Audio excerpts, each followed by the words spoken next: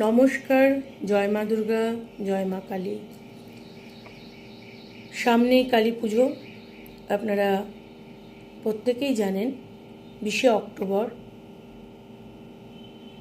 অক্টোবরের 20 তারিখে আমাদের সোমবার পড়ছে কালী পুজো।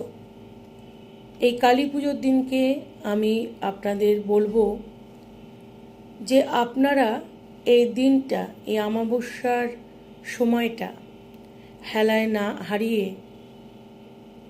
আপনারা আপনাদের গ্রহ শান্তির জন্য, বিশেষ করে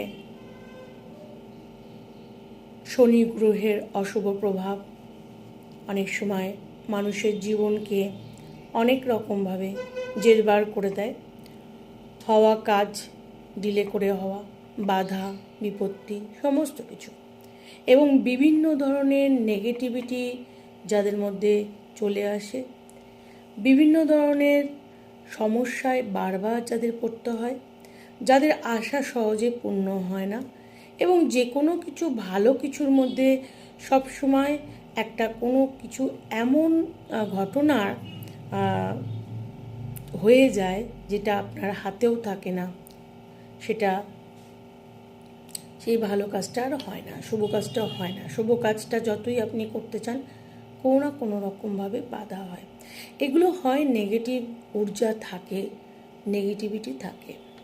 আমাদের সবথেকে ভালো হচ্ছে আমরা মা কালীকে খুব শান্ত রূপে দর্শন করব। আমি যেটা মনে করি, আমি মার দিকে তাকাবো, মা করুণাময়ী মা, যিনি কিনা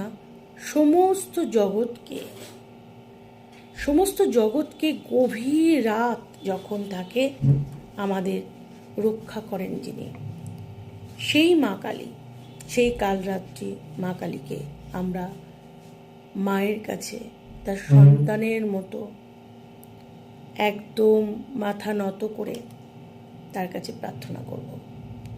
এবং এই সময়টা যদি আমরা তার কাছে প্রার্থনা করতে পারি, তাতে যারা উপবাস করতে পারেন না তাদের কথা আলাদা, কিন্তু যারা উপবাস করতে পারেন তাদের জন্য তো খুবই ভালো। কিন্তু এই দিনকে যদি মা কালীর মন্দিরে যে আপনারা প্রদীপ অর্পণ করতে পারেন, বা কোনো শক্তি মন্দির যেখানে মা দুর্গা, মা কালী বা মায়ের যে কোনো রূপের পুজো হয়, আপনারা প্রদীপ যদি সেখানে যে জ্বালাতে পারেন, এবং অবশ্যই সর্ষের তেলের প্রদীপ অত্যন্ত ভালো। মাকে নীলকণ্ঠ ফুলের মালা দিন, জবা ফুলের মালা দিন, বেলপাতা দিন, রক্তচন্দন মাখিয়ে সিঁদুর অর্পণ করুন, অত্যন্ত ভালো।